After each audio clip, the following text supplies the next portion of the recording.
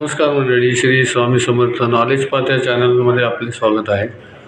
नेहमीप्रमाणेच मी तुम्हाला वेगवेगळ्या विषयांवरती माहिती देत असतो. आज आपण लहान मुलांच्या वागण्याविषयी थोडासा विचार करणार आहोत.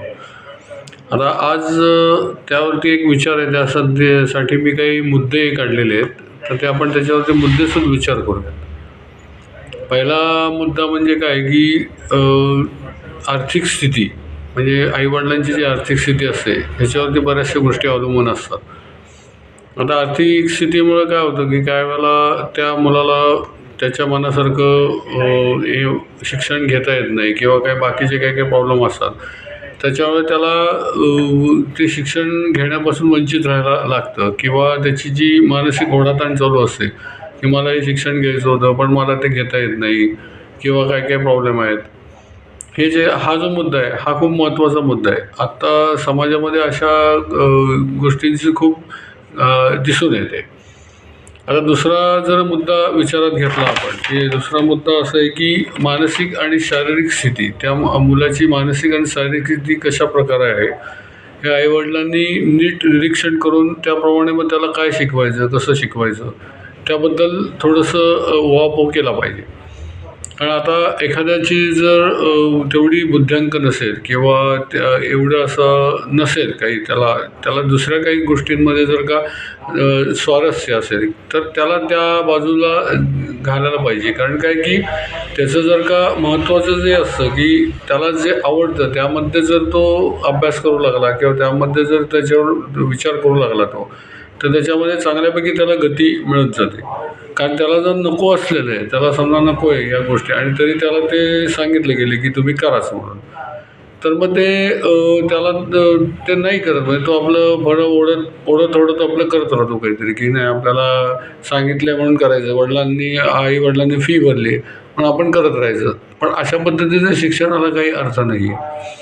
हा जो मुद्दा आहे हा वयवर्ष 4 पासून वयवर्ष 10पर्यंत जास्त दिसून आला आहे. कारण त्यावेळेला परिपक्वता मुलांमध्ये कमी असते खूप, त्याच्यामुळे त्यांना काही कळत नसतं आणि ते आईवडिलांच्या हिशोबाप्रमाणे चाललेलं असतं. तर त्याच्यावरती आईवडिलांनी खूप महत्त्वाचं आहे की विचार करून त्या पद्धतीने त्यांना गाईडलाईन करणं आवश्यक आहे. आता आपण तिसऱ्या मुद्द्याचा विचार करू की हल्लीची जीवघेणी कॉम्पिटिशन म्हणतो, स्पर्धा आहे, तर ती जीवघेणी आहे सध्या. स्पर्धा ही चांगली पाहिजे, म्हणजे तुझ्या पुढे मी जाणार पण तुझ्या पुढे मी जाणार म्हणजे तुला दाबणार आणि मी पुढे जाणार असं नसून मी माझ्या बुद्धीने माझ्या कर्तृत्वाने मी पुढे जाणार, अशा प्रकारची तिथं चढावड पाहिजे. अशी चढावड त्याला आपण हेल्दी चढावड म्हणतो. अशा हेल्दी चढावडीमुळे बरेच विद्यार्थ्यांचं चांगलं, म्हणजे त्यांचं नुकसान न होता चांगल्यापैकी ते पुढे सरकू शकतात. पण ही जर जीवघेणी जर का झाली चढावड की नाही, याला इतके मिळाले, याला 92.2 मिळाले, त्याला 92.3 मिळाले, माझ्या दृष्टीने 92.2 आणि 92.3 याच्यामध्ये काहीही फरक नाही आहे. पण तरी त्या ठिकाणी 92.2ला ॲडमिशन मिळते आणि 92.3ला ॲडमिशन मिळत नाही, ही आत्ताची अत्यंत घाणेरडी स्थिती आहे. तर त्याच्यामुळे खूप मुलांचं नुकसान होतं आणि त्याच्यामध्ये त्यांची वैचारिक सगळा गोंधळ उडत असतो. की तो म्हणतो की 92.3 मिळूनही मला जर ॲडमिशन मिळत नाही, मला पाहिजे त्या ह्याच्यामध्ये क्षेत्रामध्ये किंवा माझ्या पाहिजे त्या विषयामध्ये मला नाही काम करता येते, एक्सटेन्शन घेता येते, तर मग अशा गोष्टींचा काय उपयोग आहे. अशी मानसिक स्थिती त्याची होण्याची शक्यता असते.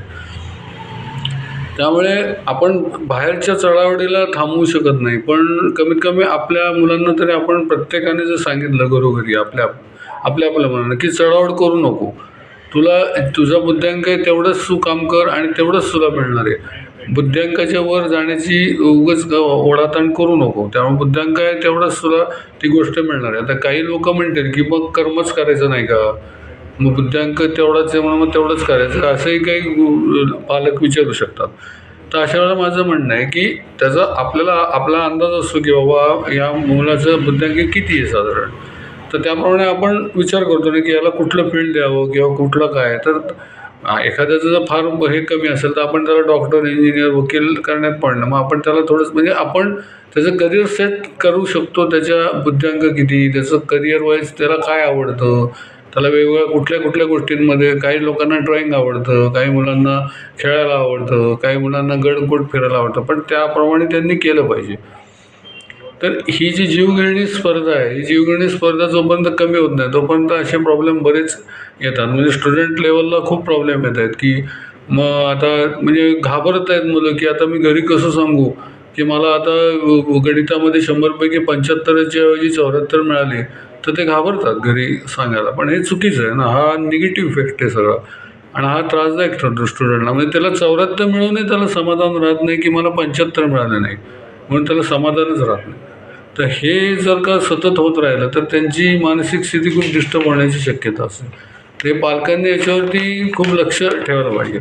आता अजून एक असा मुद्दा आहे याच्यामध्ये की आपण आर्थिक स्थितीवरती मगाशी बोललो, पण आईवडिलांच्या अपेक्षावरती सुद्धा खूप अभ्यास करण्याचा हे आहे, नेसेसरी गरज आहे ती. प्रत्येक आईवडिलांनी ते तपासून पाहिलं पाहिजे की आपण आपल्या मुलाकडनं किती एक्सपेक्टेशन करतो आहे, किती अपेक्षा करतो आहे आणि आपण त्या गोष्टीमध्ये आपण देतो का त्याला, त्या गोष्टीचं आर्थिक सपोर्ट किंवा शैक्षणिक सपोर्ट किंवा मानसिक सपोर्ट किंवा आणखीन हे जे काही सपोर्ट्स असतात तर ते आपण आपल्या मुलाला देऊ शकतो आहे की नाही.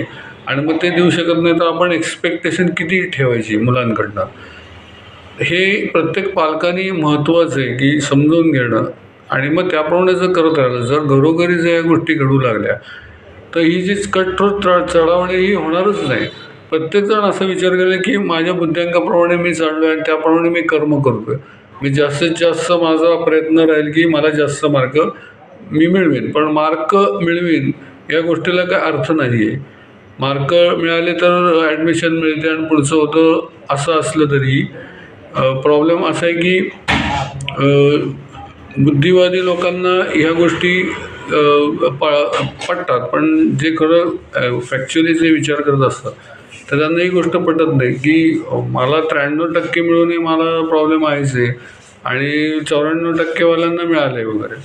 तर ही गोष्ट खूप महत्त्वाची आहे. तर त्याबद्दल प्रत्येक पालकांनी विचार करावा. आता हा जो व्हिडिओ मी तयार करतो हा मला एका कमेंटमधनं आलेला आहे की असं एक सजेशन होते की पूर्वी मी असे काही व्हिडिओ केलेले तर स्टुडंटसाठी काही व्हिडिओ करावेत असं एक सजेशन आलं होता.